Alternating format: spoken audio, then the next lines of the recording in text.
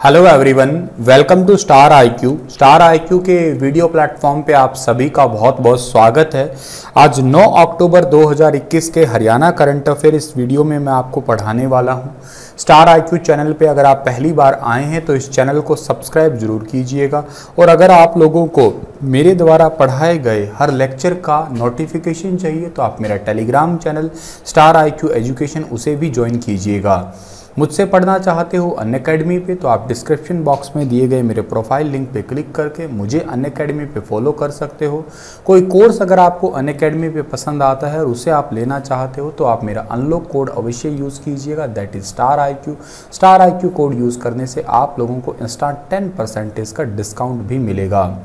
चलिए दोस्तों आगे बढ़ते हैं हम लोग। और कल आपसे सवाल किया था उसका सही जवाब क्या होगा। हरियाणा के कितने जिले 100% पहली खुराक के निशान तक पहुंचे हैं? इसका सही आंसर था टोटल 4 डिस्ट्रिक्ट पहुंचे हैं, यानी कि ए बी वाला ऑप्शन जो है इस सवाल का सही आंसर था।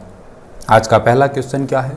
हरियाणा में किस मिशन के तहत किसानों को निःशुल्क वितरित की जाएगी सरसों के बीज की मिनी किट? तो योजना है हरियाणा के अंदर, इस योजना का नाम है या इस मिशन का नाम है राष्ट्रीय खाद्य सुरक्षा मिशन, यानी कि ए वाला ऑप्शन जो है ना इस सवाल का ठीक रहेगा। राष्ट्रीय खाद्य सुरक्षा मिशन के तहत किसानों को फ्री में वितरित की जाएगी सरसों के बीज की मिनी किट, ठीक है। और ये मिनी किट कितनी वितरित होने वाली है ये डिस्ट्रिक्ट के अकॉर्डिंग जो है ना चीज़ें दे रखी है यहाँ पे, जैसे कि भिवानी में है, महेंद्रगढ़ में, हिसार, रेवाड़ी, हर डिस्ट्रिक्ट के अंदर कितनी जो है ना किट बांटी जाएगी। तो राष्ट्रीय खाद्य सुरक्षा मिशन के तहत जो है ना हरियाणा के 17 जिलों के किसानों को, यही 17 जिले आपको दिख रहे हैं, इन जिलों के अंदर जो है ना मिनी किट वितरित की जाएगी। और मिनी किट में सरसों का ये बीज 5 अलग अलग किस्मों का होगा। ये 5 किस्में कौन सी है? ये है RH 725 है, PM 31 है, ठीक है ना, CS 60 है, और के साथ में RCGN 298 है और CS 58 है, ठीक है ना। नेशनल सीड कॉर्पोरेशन की तरफ से बीज मुहैया करवाया जाएगा। इस बार पानीपत के अलावा कैथल, चरखी दादरी, पंचकुला, फरीदाबाद के किसानों को मिनी किट नहीं मिलेगी, ठीक है ना, बाकी तो जिलों में मिल ही रही है, इस बात को भी आप याद रखना। सर इसका उद्देश्य क्या है? इसका उद्देश्य है कि हमारे पूरे भारत में दलहन और तिलहन के पर्याप्त सप्लाई और उपलब्धता कराना ही केंद्र सरकार का या हरियाणा सरकार का उद्देश्य है, और हरियाणा राज्य के अंदर अच्छी से अच्छी किस्में जो है ना वो वितरित की जा सके, ताकि बीज की गुणवत्ता भी बढ़े और फसल की गुणवत्ता भी बढ़े, इस बात को भी आप लोग याद रखना। वैसे पिछले सीजन में 7,000 रुपये प्रति क्विंटल से ज़्यादा सरसों की फसल बिकी थी, और निजी खरीदारों ने MSP से ज़्यादा रेट मिलने पर सरकारी एजेंसी सरसों का दाना भी न खरीद पाई थी, ठीक है। और ये पॉइंट आपको याद रखना है कि इस बार जो है ना सरसों के लिए ये मिनी किट दी जा रही है 17 डिस्ट्रिक्ट के अंदर। अगला सवाल है कि हरियाणा सरकार का टपका सिंचाई व मिनी स्प्रिंकलर पर कितने परसेंटेज का अनुदान दिया जा रहा है? तो हरियाणा सरकार दे रही है 85% का योगदान या अनुदान, यानी कि इस सवाल का सही आंसर 85% होगा, ठीक है ना। टपका सिंचाई की अगर कोशिश करते हैं तो इसके लिए तकरीबन 8,892 से 36,559 औसतम रुपये प्रति एकड़ का खर्चा आता है। 85% का अनुदान का मतलब ये हो गया कि 7,500 के तकरीबन पैसे जो है ना 7,500 से लगभग 31,330 लाख रुपए प्रति एकड़ सरकार की तरफ से मिलेगा। अनुदान मैक्सिमम 25 एकड़ तक की भूमि तक ही दिया जा सकेगा। मिनी स्प्रिंकलर अगर लगाए जाते हैं, ठीक है ना, छोटे छोटे फव्वारे लगाए जाते हैं, तो इसके लिए तकरीबन 25,720 से 33,860 रुपये 1 एकड़ का खर्चा आता है, जिसमें 85% योगदान के बाद में 21,862 से 28,781 रुपये प्रति एकड़ जो है ना हरियाणा सरकार देगी, और इसके लिए भी जो है ना वो 25 एकड़ की ही लिमिट रखी गई है। चलिए अगला सवाल आपका होगा कि श्री माता मनसा देवी मंदिर पंचकुला में पटियाला मंदिर को जोड़ने वाले कॉरिडोर, शक्ति स्तंभ, कालका, वाटिका पार्किंग और श्री काली माता मंदिर के शक्ति स्तंभ पिंजौर का उद्घाटन हाल ही में किसने किया है? तो ये उद्घाटन किया है हरियाणा के मुख्यमंत्री मनोहर लाल खट्टर ने, ठीक है ना। मतलब माता मनसा देवी मंदिर पंचकुला में पटियाला मंदिर को जोड़ने वाला कॉरिडोर, शक्ति स्तंभ कालका, वाटिका पार्किंग और श्री काली माता मंदिर के शक्ति स्तंभ पिंजौर का उद्घाटन जो है ना हरियाणा के मुख्यमंत्री मनोहर लाल और साथ में विधानसभा अध्यक्ष ज्ञानचंद गुप्ता, ठीक है ना, इन्होंने जो है ना इसका उद्घाटन किया है, याद रखिएगा। माता मनसा देवी श्राइन बोर्ड के अध्यक्ष भी हमारे हरियाणा के मुख्यमंत्री ही है, तो वो पॉइंट भी आपको पता ही होना चाहिए। भाजपा जजपा गठबंधन की ओर से एलनाबाद उपचुनाव में किसको प्रत्याशी बनाया गया है? तो भाजपा जजपा गठबंधन की ओर से एलनाबाद उपचुनाव में प्रत्याशी बनाया गया है गोविंद कांडा को, यानी कि ए वाला ऑप्शन जो है ना इसका सही आंसर रहेगा। गोपाल कांडा के भाई हैं गोविंद कांडा, इनको एक्चुअली पवन बेनीवाल भी है और अभय चौटाला भी है, ये सारे के सारे ही इस मैदान में उतरे हुए हैं, ठीक है ना, इसी पूरी के अंदर, यानी कि एलनाबाद उपचुनाव अब हो रहा है, सबको पता है। इस उपचुनाव में इनेलो के गढ़ में अभय चौटाला फिर से उतरे हैं, इन्होंने इस्तीफा दिया था हालांकि पहली बार, ठीक है ना। गोपाल कांडा के भाई है, ठीक है ना, ये भाजपा जसपा की तरफ से जा रहे हैं।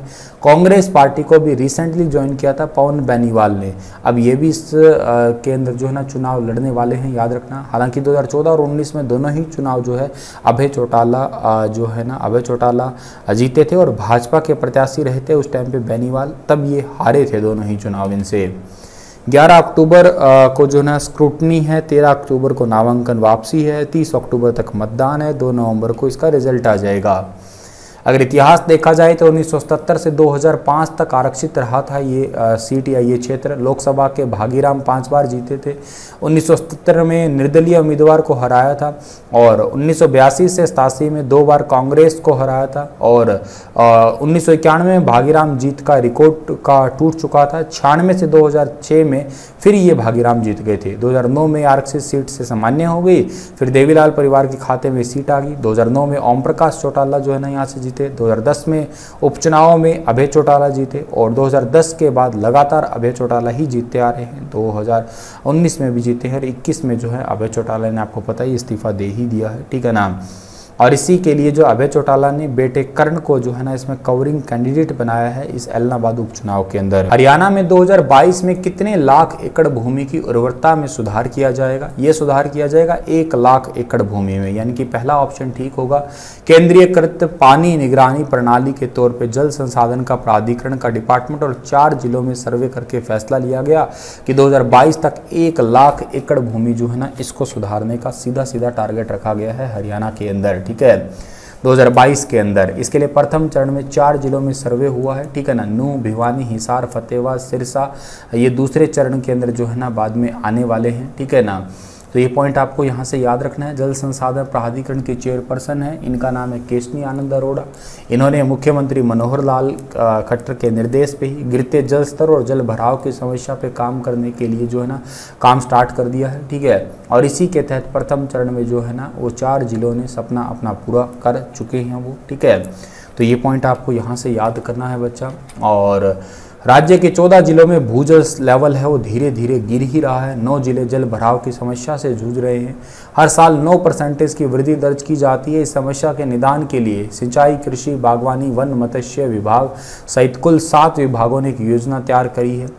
रोहतक, सोनीपत, झज्जर, चरखी दादरी में भू सर्वे किया गया था। ये 4 डिस्ट्रिक्ट, ठीक है ना, सोनीपत, रोहतक, झज्जर और चरखी दादरी, ठीक है ना, ये 4 वो डिस्ट्रिक्ट है, ठीक है ना। 4 जिलों का सर्वे हुआ है अभी पहले चरण के अंदर, जिसमें 180,424 एकड़ भूमि लवणीय या जल भराव की समस्या से रिसेंटली ग्रस्त है।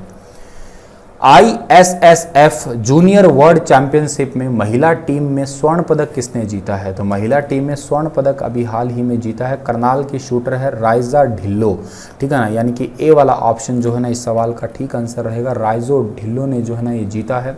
भारतीय महिलाओं में ISSF जूनियर वर्ल्ड चैंपियनशिप में शूटिंग इवेंट में स्वर्ण पदक जीता है इन्होंने। और ये करनाल जिले का गांव है शामगढ़, ठीक है ना, इन शामगढ़ गांव के अंदर जो है ना ये रहती है वर्तमान में, याद रखना आप लोग।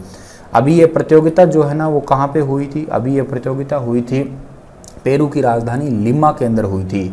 और ये जो है ना इन्होंने हराया है किसको? अरीबा खान, राइजा ढिल्लो और गनमीत सेखो, ठीक है ना, इनको फाइनल में इटली की टीम को 6-0 से जो है ना मात दी थी, ठीक है, और 6 का स्कोर आगे किया और करते करते आगे जो है ना ये जीत ही गई।